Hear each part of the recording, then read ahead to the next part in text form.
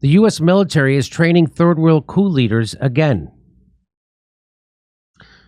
Americans should be experiencing an uneasy sense of deja vu. In the last 2 years, U.S. trained officers have overthrown West African governments at least 4 times.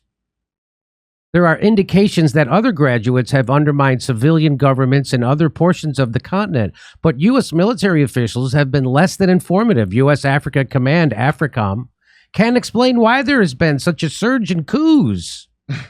Indeed, AFRICOM insists that it doesn't even know how often they've happened. The position reflects convenient ignorance at best. So we're in Africa, our military. I just told you about in Niger, where they just had a coup. We have 1,000 soldiers there. Plus, we have a military base there, a drone base. Plus, France has 1,200 soldiers in Niger, and we keep and so all over Africa, we're training all these people to fight terrorism. I've heard one military expert say at least 50,000 soldiers we've trained in Africa. And then they're doing coups all over the place. Niger mutiny, another U.S.-trained military officer led a coup. So U.S.-trained military officers have taken part in 11 coups in West Africa since 2008. This seems like a coincidence. That seems like more than I would have guessed the number. Didn't think it's 11 more on top of the ones I already... So watch this. The U.S. military trains militias in Africa to overthrow governments that don't want to kneel to the U.S. empire. So that's what's going on. That's what's been always going on, and that's why we killed Gaddafi, because he wouldn't bend to the U.S. empire.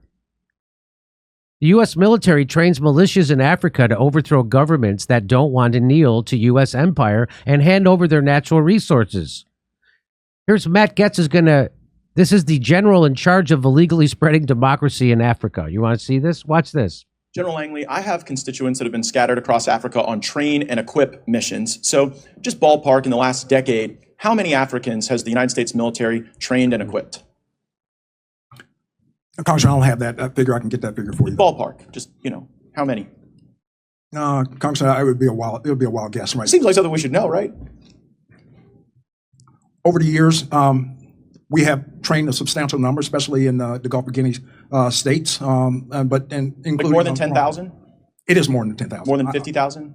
I'd say we're reaching around 50,000 at least. And what percentage of the people we've trained end up participating in insurrections or coups against their own government? Very small number. Very small number. What percentage do you think? I'd say probably less than 1%. But it does happen. The IMEC Based on program what? is in force, and we've pushed a significant number through our schools across the. Yeah, and what data sets do you track to arrive at the conclusion that less than 1% of the roughly 50,000 that we've trained have participated in coups? Because it'd be like about 500, about 1% of 50,000. Congressman, you may have that information. I don't at this time. Well, I know there's some, right? Like go ahead and throw up that image. This is Colonel Mamadi Doumbouya, and this is a photo of him. Did we train and equip him? Yeah. In Guinea? By name, I cannot identify that. Well, that guy in the middle with the big red hat, Colonel Mamadi Doumbouya, that's him with a bunch of U.S. service members outside of our embassy. And just months after this photo was taken in 2021, he led a coup in Guinea and threw out the leader. Does that concern you? Congressman, core values is what we start off with in IMA programs. Do we share core values with Colonel Doumbouya? Core values. I will repeat that. Core values. Respect for humanity. Do we share those values with Colonel Doumbouya? Absolutely. In our curriculum. He led a coup? We do. He led a coup. Okay, that's a very telling answer. In Burkina Faso, did we share core values with the leader that we trained there who led a coup? It's in our curriculum. We request core values. We request civilian-led governance. Wait, hold on. Is leading coups in our curriculum? Absolutely not. Civilian-led. My question is, do we share core values with the coup leader in Burkina Faso who we trained? Holistically, we teach core values with respect for civilian governance. They all sound like AI bots who didn't get the right software download, and all they can say is this one same answer. It's core values. It's a curriculum. I like how he said curriculum.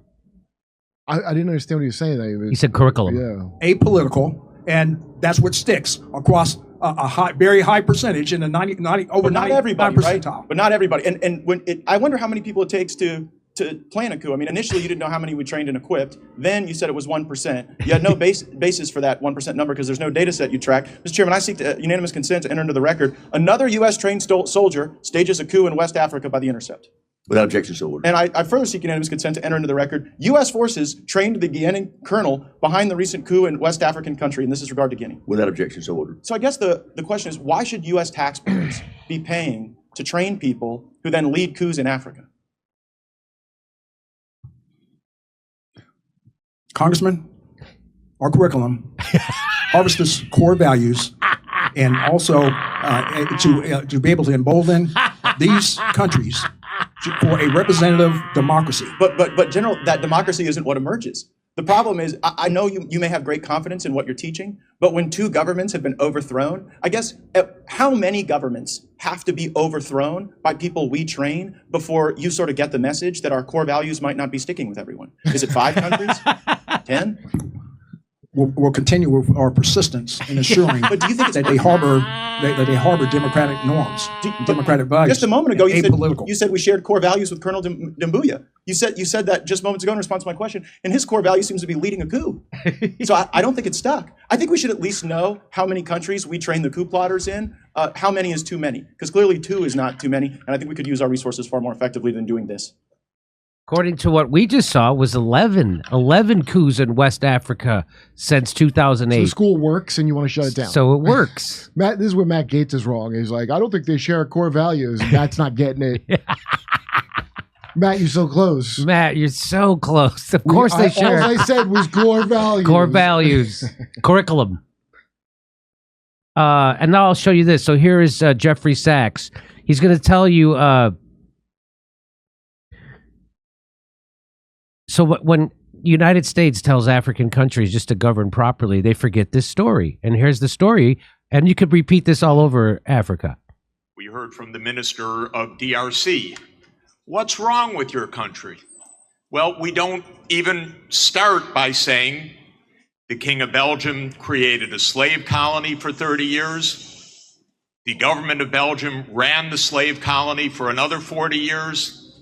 The CIA assassinated your first popular leader, Mr. Lumumba, and then installed another dictatorship for the next 30 years.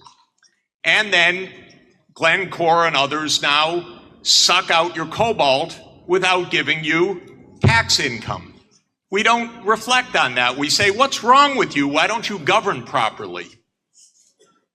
And so we have a system, but we need a different system. We cannot turn this over to the private sector. We already did about 100 years ago with the U.S. military behind it. And there is the official portrait of Patrice Lumumba, Prime Minister of the Republic of Congo in 1960. He was assassinated in 1961 by the CIA, who then went on to assassinate the democratically elected president of Iran, Mossadegh. And they never even thanked us. Early in the 21st century, declassified documents reveal the CIA had a plot to assassinate him.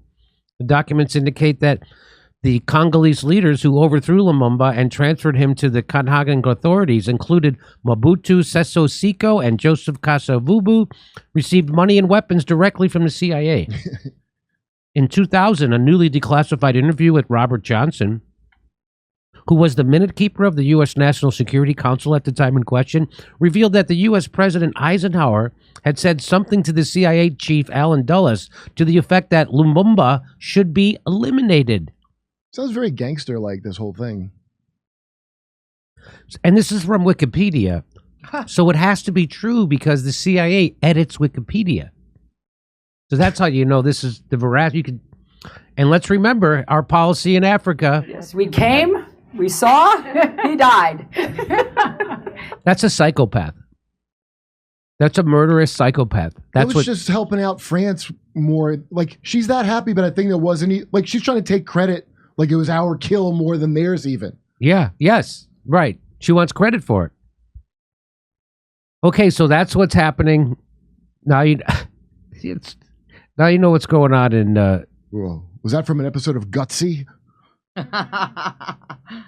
Wow. Come see our live shows. We're going to be in Chicago, Rosemont, Las Vegas, Salt Lake City, New York City, Pottstown, Pennsylvania, Stamford, Toronto, Toledo, Detroit, St. Louis, and more. Go to jimmydore.com for a link for those tickets.